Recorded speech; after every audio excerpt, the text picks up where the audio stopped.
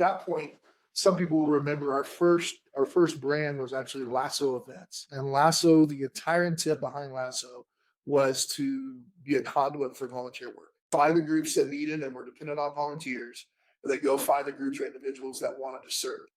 And honestly, there was some self-serving in that because that helped me get to know the town. Quickly just immersed in the nonprofit culture, joined servicing agencies like Kiwanis, Rotary, a lot of those groups right off the bat.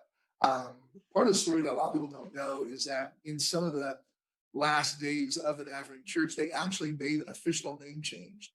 And it's actually registered with Secretary of State as Connections, comma, the Church of the Nazarene. There was a bold push to try and make one last effort to saying, how can we kind of, redeem this situation, reconnect, and so that was always floating back there. And so that then was a very easy segue when it was time to kind of make the brand transition to Laramie Connections.